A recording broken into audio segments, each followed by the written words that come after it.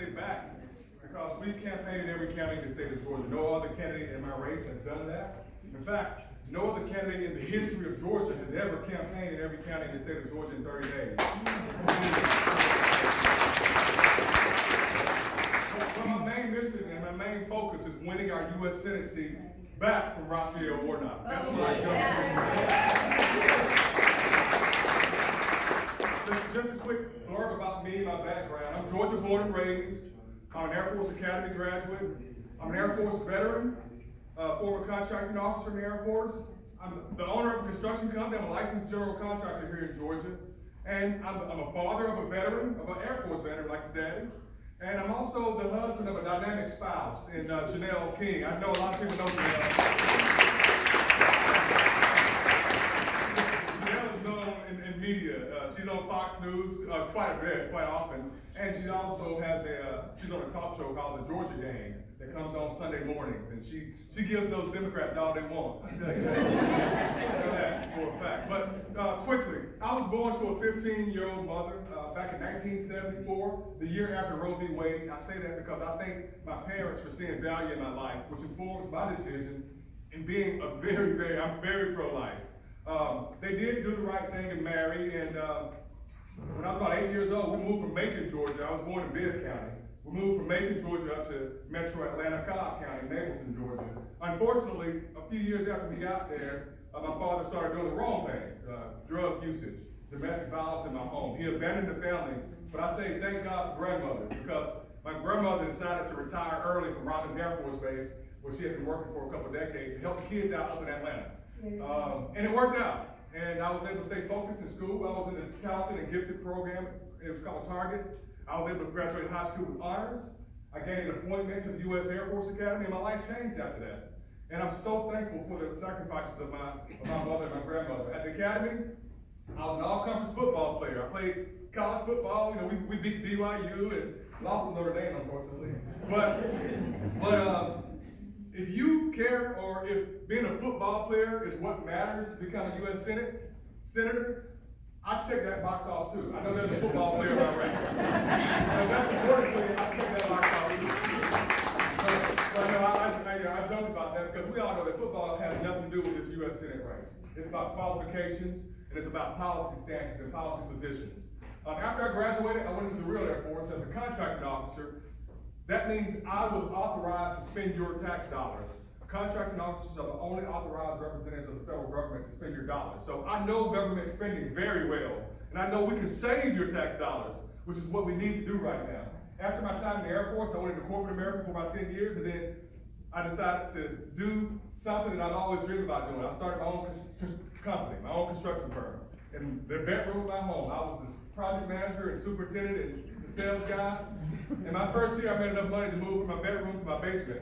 It worked out though. I mean, I was able to hire a few people. I created some jobs. I have over 180 subcontractors on the contract with my company. And we moved out of the basement now on a 12,000 square foot building across the interstate from the Braves Stadium. And I share that because that's my version of the American dream, y'all. Yeah. And I'm living my mother's American dream. And the theme of my campaign and what motivated me to jump into this race is I think the American dream is at risk. My campaign is about protecting and preserving that American dream. I was just a boy from a broken family who was able to go through the military and create something of myself. That's what we need to be telling our young people. Yes. But we got to create the environment for the American dream to manifest. That's where legislation comes in. And to me, that American dream starts with three tenets. I call it the three-legged stool of the American dream. It's freedom, it's opportunity, it's American exceptionalism. And I'm proud to say America is truly exceptional. Not perfectionism, just like y'all ain't perfect in your lives either. America hasn't been perfect, but we've been truly the greatest country that the world has ever seen. Amen. I believe that we are that shining city on the hill. So, to create this environment for it to manifest in the lives of us and our future generations, that's where policy comes into play. My platform is very simple and basic, and I think everybody will get behind it. We got to strengthen our economy. We have to prioritize our national defense and our security, and we have to protect our constitutional rights. Very basic and very simple things. strengthening our economy, essentially, let's do the opposite of what we're seeing out of the Biden administration with our economy. Yeah. Because this overspending, printing of dollars, is driving us to oblivion. That's a problem. In fact, 40% of every dollar in circulation currently was printed within the past year. We are hurting because of inflation. And inflation hurts working class, it hurts the lower class, it hurts fixed income. And our government acts like they don't care. It's almost like we're fighting against our government. We gotta push back regulations off of our small business. That's the number one thing that throttles our business growth and our small business growth is overregulation by our government. And I know because the government overregulated me. And I had to fight the EPA. It took months and months. They sent me a nasty letter saying they'll fine me $44,000 a day if I don't come up with this document. I hired attorneys, I fought them, I won. But I didn't get reimbursed for all my costs. That hurt me as a small business owner.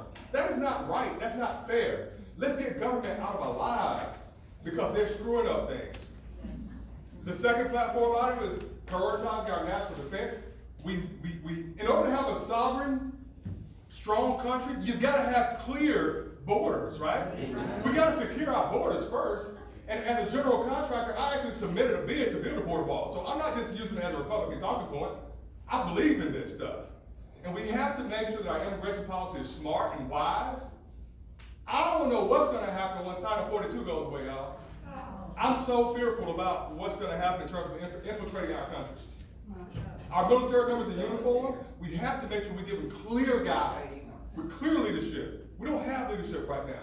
And one of the first things I would do as a U.S. Senator, I would push legislation, and get it passed, to ban critical race theory in our military and transgenderism in our military.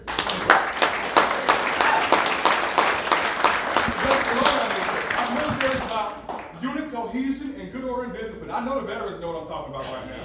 It's about a variety of backgrounds in our country, from ethnic backgrounds and cultural backgrounds, coming together to serve our country proudly, to be one military. Not about adjusting our military to whatever social interest of the day is. That weakens us.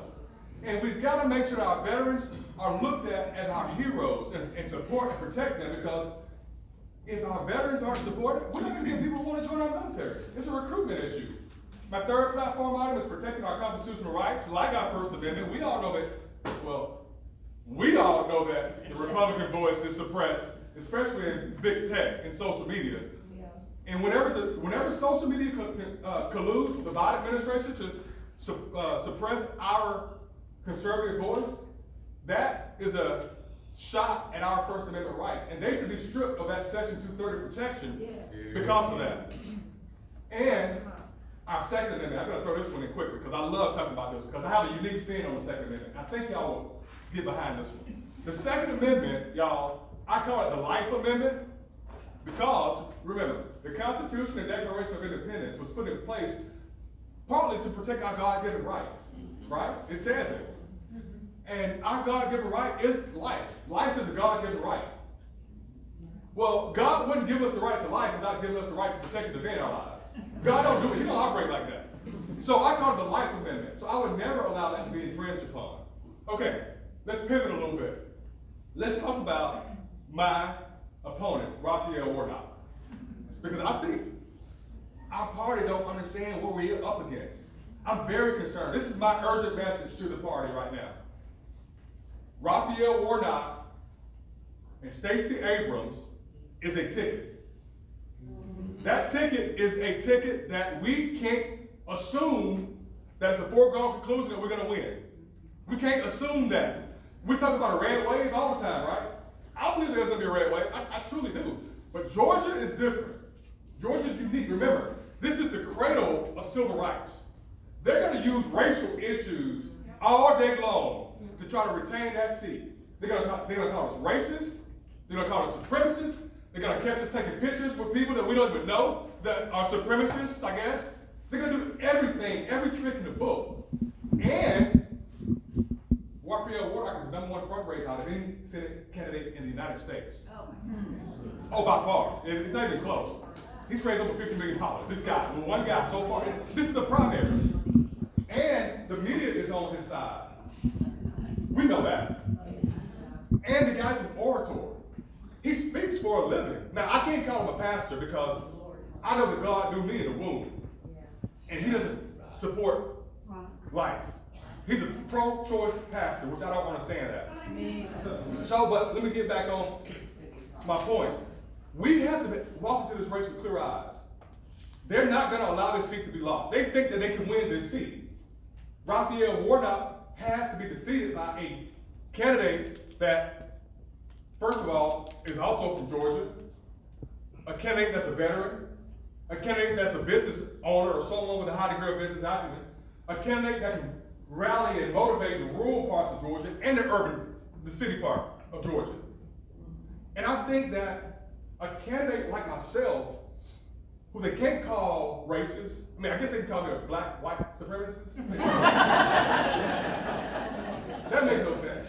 But someone who knows these social issues, like racial issues, like voter suppression, like the disparities amongst communities. I know this. I've been a Republican for 25 years. I've been arguing these topics for 25 years. And when you grow up in a black family that's typically Democrat, because most black families are, and you become a Republican like I did right after college, well, you learn how to debate. You better know what you're talking about. And all of my stances are based in three things. That's why I win debates. This is why I win, because my stances are based in capitalism, the greatest system that's ever been created to bring a mass group of people out of poverty is capitalism. Not everybody, but most people, a majority of people. My debates are based in capitalism, they're based in the Constitution, and they're based in the Bible. I'll out-debate anybody when it comes to that. So, yes ma'am, I'm with you on that. So, we have a choice to make as Republicans. I know I have a celebrity in our race. I know that. I was cheering for this guy when I was a kid, Herschel Walker. But Mr. Walker right now is not our savior. In fact, I don't even think he's the strongest candidate to get us through a Raphael Warnock. I told you what the formula is to win. We can't have a gentleman that thinks he's an elitist and doesn't show up for our debates. I mean, who does that? My job is to interview with you and earn your vote and to show you that I'm the hardest working candidate. That's what my job is. That's how I earn your vote. I don't earn my vote, I earn your vote by showing up sometimes, or showing up to big donor parties, or showing up when I'm on stage, I'm throwing softball questions. I don't want y'all to throw me a softball question when I finish talking today. Throw me a question that's gonna relieve your heart in terms of who's the best candidate to win. Give me a question that's gonna allow you to have confidence to get behind the King campaign. Those are the questions I want y'all to ask me. So, as I wrap up, I ask you to do a few things. I always ask this. First, pray for us. Please pray for us, because the Democratic Party doesn't like a voice like mine. They try to suppress people like me, who can cut through their crowd and go on the offense and hit them. That's how you win, especially in an environment like Georgia. You gotta be able to flip votes. We did it for President Trump, so you know I'm gonna flip it for us. And you gotta be able to win that middle. You gotta be able to put together a good argument to win the independent vote. That's the only way we're gonna win. I'm giving you all the winning formula right now. So pray for us. Secondly, tell your family and friends about my campaign. We truly are the hardest working campaign out there. This is my 318th or 19th public appearance. Nobody's even close to me. We've coordinated every county in the state of Georgia, not just campaign, but coordinated. We have Team King supporters in every county in the state of Georgia. That's what it takes to win, especially a Warnock-Abrams ticket. We were just in South Georgia. I saw about 40 signs in yards that says Abrams coming up through Camden County. Y'all, these people ain't playing with us. So we gotta be smart. My last thing, support us if you choose to. Because together we can win this seat. We know we can win it. Because my wife and I, we worked on the campaigns of our prior senator's race. We know the Warnock race intimately. We know his strategies. We know what he's gonna do. He's already talking about capping insulin. That's to show that he's not, ignorant of the fact that healthcare costs are going up. He's trying to get a broad voting base that cares about healthcare costs. But we all know that that's just a Band-Aid. We need to drive down healthcare costs by creating free market principles, buying across state lines, transparency of our costs, allowing rural communities to do telemedicine, telehealth as we build our broadband. That's how you drive down healthcare costs. So we got to be smart. So help us win this Senate seat. Together we can do it. And we'll win for Georgia, and we're going to win for America. Thank you for your time today.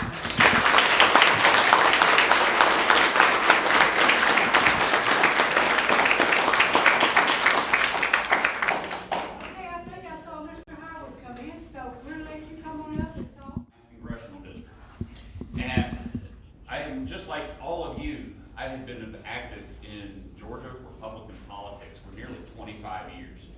I have been a county chair. I've even been the over 80, if you're old enough, I was even the over 80s chair for Georgia about 16 years ago. I've been very active in Georgia politics, but I took a little time off to do some other things.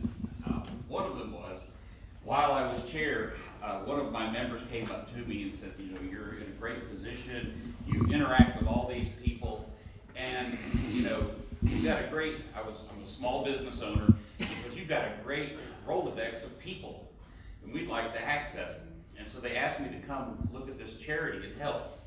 And I went to one meeting as a volunteer. They put me on the board of directors. Next meeting I came back, they put me as chairman of the board. 8.5 years later, I left. That became, anybody heard of Operation Homefront for the charity for the troops' families? We grew from 6 people at a dinner table in that 8 years to 42 states. We were doing nearly 250,000 care cases a year where we took care of the families. That was our goal. It was started by 3 families after September 11th with the deployed. We did everything from giving laptops. We worked with E6 and below sergeants. We gave them laptops. We didn't give them loans. Every 3 years, they could access up to $5,000 for emergency need. And that organization grew, and it's still active today. Then I left that organization. We were supposed to be term limited to 4 years, and no one wanted to take my position. As it grew, I was there, and I was a volunteer. I still owned my businesses. This thing grew and became larger and larger, and finally they got a retired General Craig, to take over. Then I founded United Military Care. I worked with that one. That one is Georgia-based, and it works for the same project, works for families of the deployed and helps resolve issues. And we've grown that one. I left that one a few years ago. Somewhere in all of that, I also work with Life Renewed, the Christian-based military charity, and Operation Not Forgotten. While I was doing all that, I was still chairman for the Gwinnett GOP. I still owned my businesses. And I was one of the top activists in the United States for the Second Amendment for the NRA. In 2007, I was the number 3 in the country. In 8 and 9, I was the number 1 activist for NRA for legislation in the country under Iowa. Recognized by them, for those 2 years. I have worked my businesses, I've done well, but I have always worked for 20 to 25 years, always as a volunteer for the people of this country, to take care of them where the government has failed. I have extensive knowledge in all of this. Everybody remember when the veterans, when Obama said in 2008 that the veterans have to cover their part of the insurance, and the explosion and the comments that happened? I don't know if you remember, 3 people were brought in to the White House to set him straight on it. I was one of those 3 people. So there was a time I was very involved in helping veterans families. But the one thing that I want to do that differentiates me from, and I know Catherine James, there she is. I spoke a week or so ago at her county, up in Lumpkin County. They're down now, over here. Is that I'm an agent of change.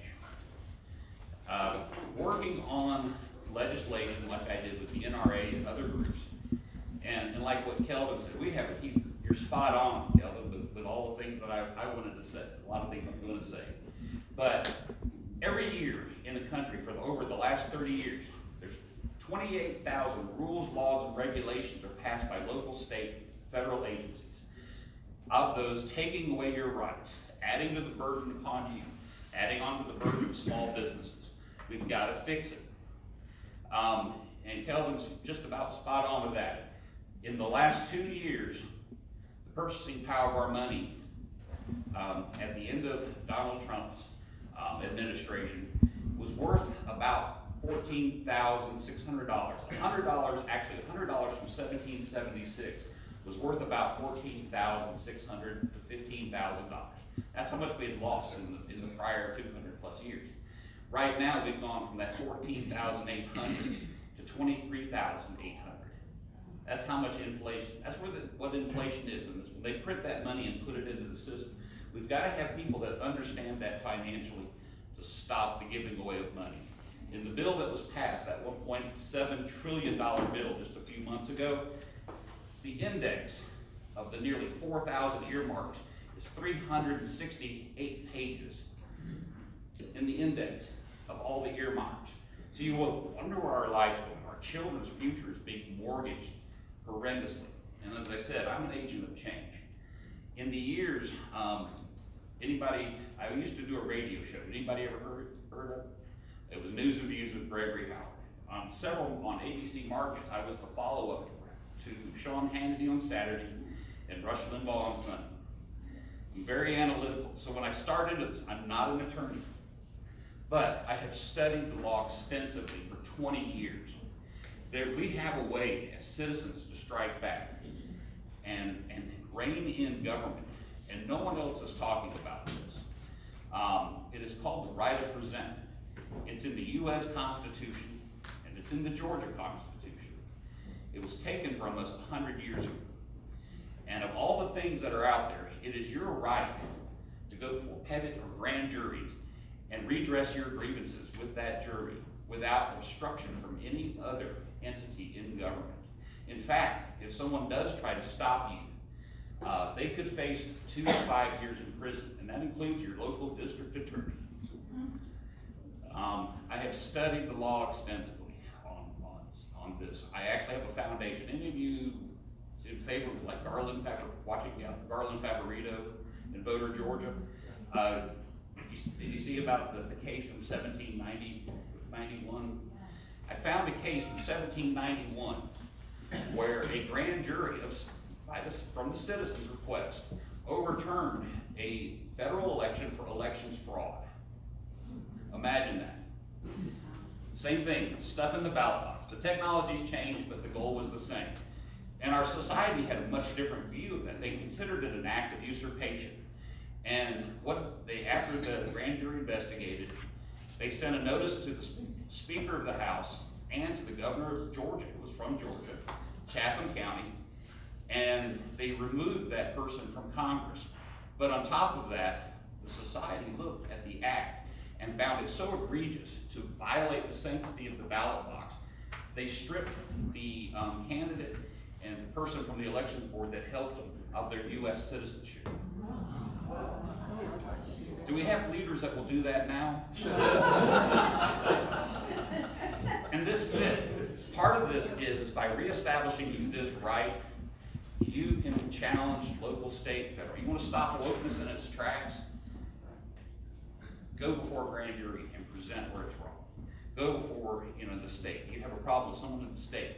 As I will say, I think that our leaders in the state could have done a lot more to take the presentment to the grand jury to look at the evidence. 2 weeks ago, I'm working on making a presentment right now to a grand jury and calling Voter Georgia as our witness. I'm doing that right now. We started actually months ago, and we're finally getting there. Paul Nally, who I work with this, is we are teaching other people. This is taking off in other states. Over the last 6 years I've been working on this. I'm working on getting this right reestablished for the citizens, so you can do this. I've got 2 state senators in Oregon who Paul and I helped write the presentment. And they now have one that was accepted by the grand jury in Oregon. and is charging Fauci, the NIH, the CDC, the leaders of all those organizations, and of the drug companies with criminal charges. They've put together a 180-page charges. This is our way of regaining back, and you can do it. I can teach you in a weekend how to do it, but it's your right to regain and redress your grievances. Right now you're blocked. Your district attorney will tell you you can't access, and it's a lie, because there was a case in 1885 called Henry versus Lester, and in that it states that it is the citizen's ultimate right to redress your grievances before a pettit or grand jury. So, as your congressman, I'm going to lead this charge. I have taken this request to every congressman in Georgia, almost all of them in South Carolina, Tennessee, and Alabama. Not one would carry this banner. It's already in the Constitution of the United States and Georgia. Not one would address it. And we've gone hours with several of these. Empowering you to fight back so that you can fix the issues, or even question it, is my ultimate goal of office. Voting the Republican line after 20 years of service with the NRA, I gave away $100,000 a year advertisement on my shows to the Right to Life, the NRA, and every other good civic group that came up. I have been a business person, I've been involved, but getting you empowered to fight back. Because you know, the definition of insanity is doing, from Einstein, is doing everything the same way and expecting different results. Everything that I'm talking to you about today is already in the law, in the Constitution, and is supported by multiple Supreme Court decisions. It's just reminding ourselves of the answer to a lot of the problems. 1952, we want to deal with immigration. The Democrats passed a law called the McCarran-Walters Act, the Democrats after World War II. Anybody ever heard of it? Yeah. And what did it do? I read it a while ago. Long time, 128 pages, I remember, because I read all of them. But it's 128 pages, there's 8.5 pages of things that you cannot do. And if you're convicted of these, whether you're visiting legally, illegal, or if you're on parole for the first 10 years of naturalization, you're gone. Non-judicial process.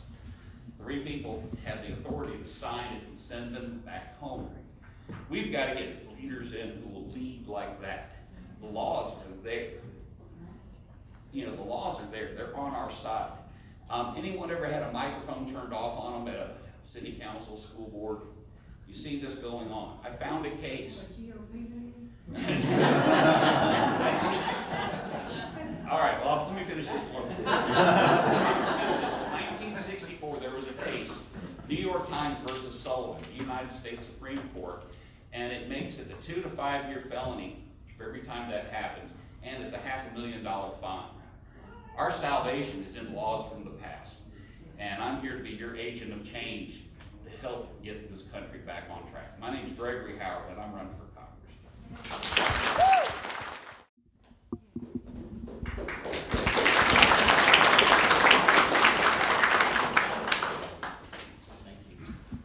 Thank you. What a great turnout. In fact, I think there's more folks in the GOP here in Union County than there is in. Can't hear it. Good on you. Good on you. You hear him? You gotta talk louder. Can you hear me okay? You want me to speak up? I don't think that's recording. Okay, all right. I will speak up to you. Well, thank you for the invitation here, and I love that shirt back there. Thank you very much. I am here this morning with my beautiful wife, Jennifer, over here. And it's such an honor to be here. It is such an honor to be your representative for the last now 15, 16 months. Jennifer, let me just tell you a little bit about my background again. Jennifer is a professor of violin. She has her doctorate in violin performance. She teaches at Triple-Column University, and she's also a homeschool instructor. She teaches homeschool orchestra. So if you want to know where the culture in our family comes from, it would be her side, not mine. But I started out as a Navy officer. I got my commission from the University of Notre Dame. But my mom's Canadian. My father was is the American citizen that was a Navy officer at the time. When we came, I was born in Canada.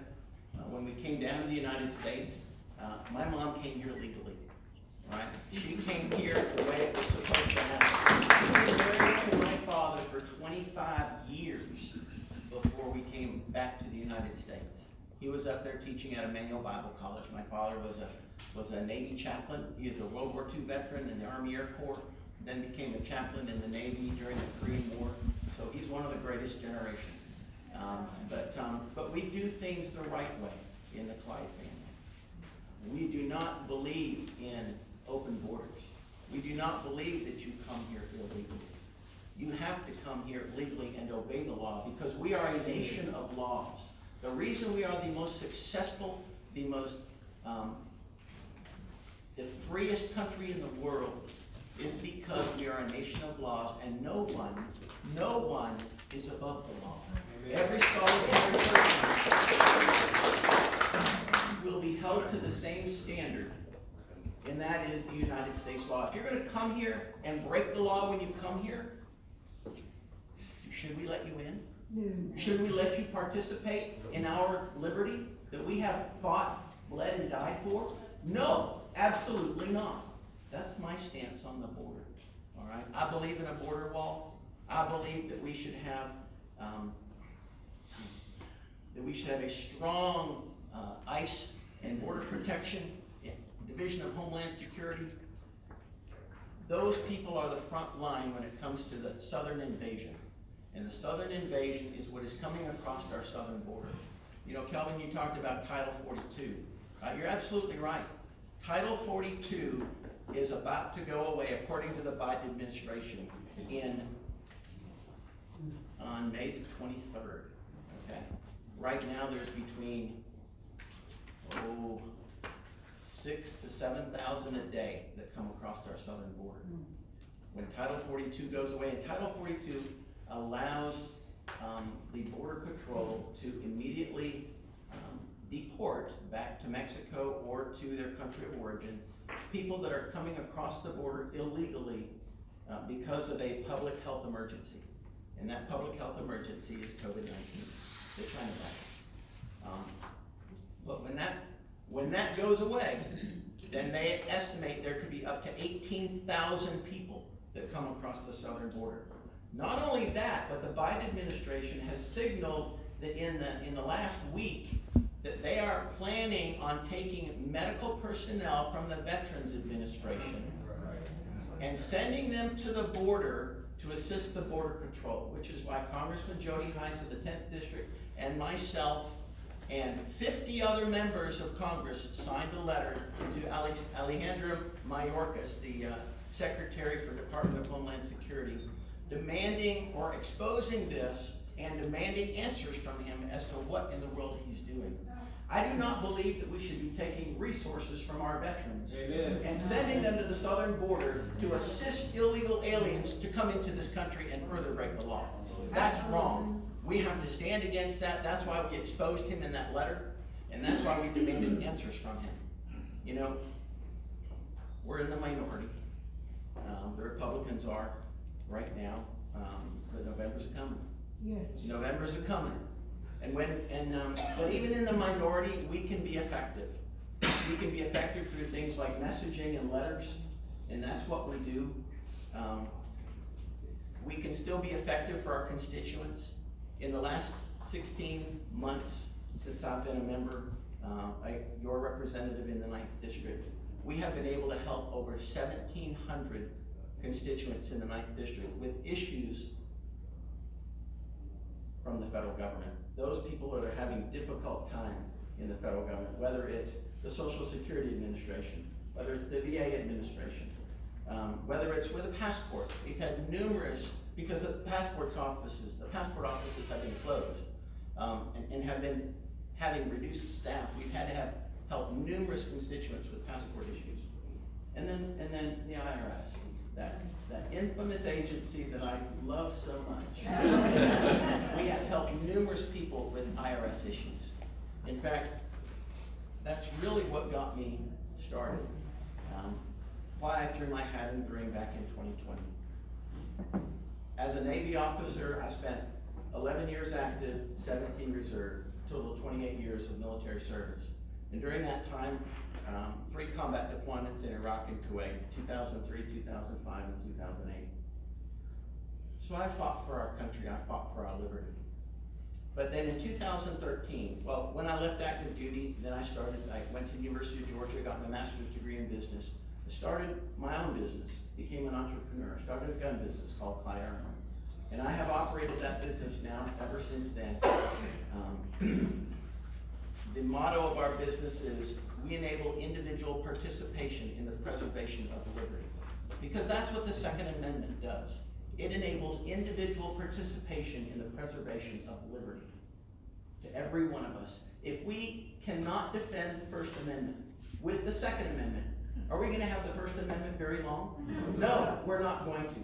We have seen that happen in country after country after country across the world, but not in this country. We will defend that Second Amendment, but you know, the government doesn't like that Second Amendment. In 2013, the Internal Revenue Service came into my gun shop and confiscated $940,000 from me through, they did it wrongly, they did it unconstitutionally, and they did it through civil asset forfeiture. And then they came back to me and said, well, my attorney and my accountant and me, myself, we went to the IRS and said, hey, why did you do this? This is legally earned money. This is fully reported. Give it back. And they acknowledged in writing it was legally earned and it was properly reported. They audited me for 4 years. Personal and business, found absolutely nothing. I knew they wouldn't. But I asked them, I said, why are you doing this? And they said, well, you know, we think you deposited your money in the bank the wrong way. I said, excuse me? I didn't know it was possible to deposit your money in the bank the wrong way. They said, yeah, we think you did, and so therefore we're going to fine you $325,000. We'll give you back $615 if you give to us $325,000. And I said, no, I've done nothing wrong. Absolutely not. And so I took him to court. I beat him in court. I got my money back from him in court. I won over the IRS in court. It cost $150,000 to do it. Just like Kelvin, it cost you to fight the EPA. It cost me to fight the IRS. But I wasn't done then. I'm like, you know what? I'm never going to allow this to happen to another American citizen. So within 2 months of the settling of that court case, which was in September of 2013, they held my money for 5 months and tried to bleed me dry. I was sitting in Washington, D.C., telling my story to the Oversight Subcommittee of House Ways and Means. Never been to Congress before, but I wanted to present my grievances to them. They listened to me. 15 months later, I was able to testify against the IRS Commissioner, Commissioner Koskinen, in a hearing. There were 3 of us there, 3 witnesses, myself, Randy Sowers, and one of the Hirsch brothers. I'm a gun dealer. Randy Sowers was a dairy farmer, and the Hirsch brothers, they had a candy distributorship. So the 3 of us had been abused by the Internal Revenue Service. And we gave our testimony to this subcommittee. And the chairman forced the IRS commissioner to stand up in that committee and apologize to us. Yeah. Personally apologize to us. But I told him, I said, great, thank you for the apology, now make it right. And they didn't make it right.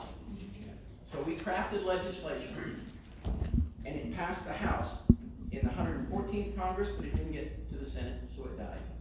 It was resurrected in the 115th Congress.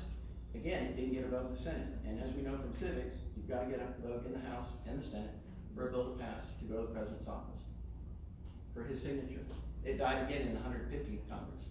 But in the 116th Congress, our Congressman, Doug Collins, was the one who became the primary sponsor of that bill.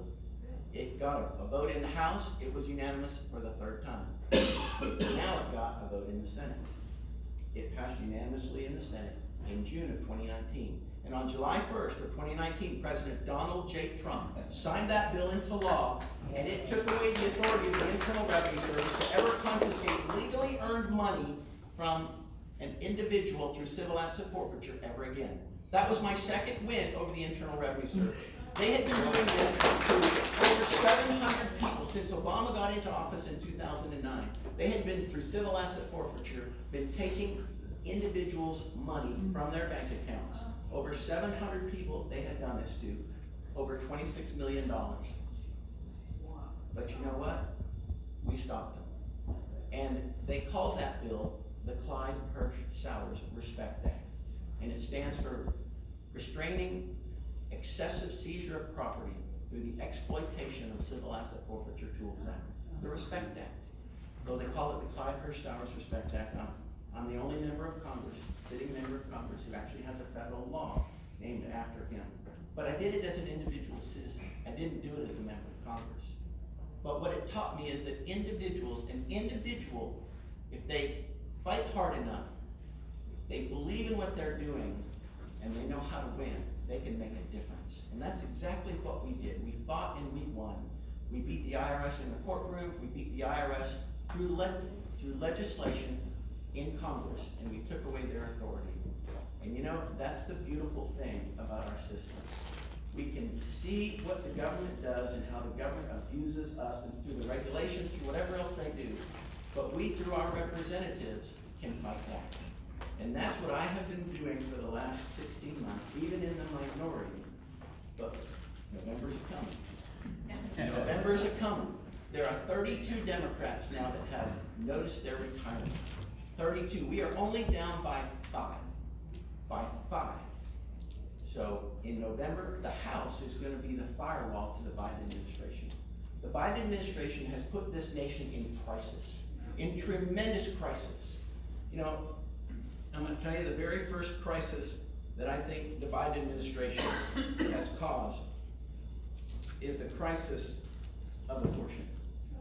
In our Declaration of Independence says, we hold these truths to be self-evident, in the preamble, that all men are created equal, that they are endowed by their Creator with certain unalienable rights, just like Keller talked about. Among these are life, liberty, and the pursuit of happiness. That to secure these rights, governments are instituted among men, deriving their just powers from the consent of the governed. From the consent of the governed. Now that first right was what? The right to life. Exactly. 4 times on the House floor, I spoke against the newest Supreme Court Associate Justice now, going to be Ketanji Brown Jackson. 4 times, because she doesn't even believe in natural rights. Natural rights are unalienable rights. They are those rights that God has given us. That governments are there, according to our Declaration of Independence, that to secure these rights, governments are instituted among men. That's the job of government, is to secure these rights. And I promised you when I first ran for this office, and I have fulfilled my promises to continue to fight to make sure that those rights are secured. The right to life, the right to defend the First Amendment, which is the Second Amendment. The right to a secure country through a secure border. We have to stand and fight for these rights. Amen. The second is, and I know I'm about to get the hook right. Just trying to be fair. Absolutely, absolutely. Consent of the governed, ladies and gentlemen. What does that mean? That means, how do you consent? You vote, right? You vote. Well, your vote has to be a legal vote. You have to be a citizen to vote. Cannot be any illegal votes. One person, one vote. That's the way it works. You know, elections have consequences. Stolen elections have disastrous consequences. And that's what we have right now. So with that, I'm gonna wrap up. I'm Andrew Clyde. I ask for your vote on May the 24th in the primary. I'm a member of the Freedom Caucus. So we are the conscience of the Republican Party. We're the most conservative part of the Republican Party. We pull the Republican Party together. And I'm a proud member along with Jody Heiss and Marjorie Taylor Greene, the three of us in Georgia that are members of the Freedom Caucus. So with that, thank you very much.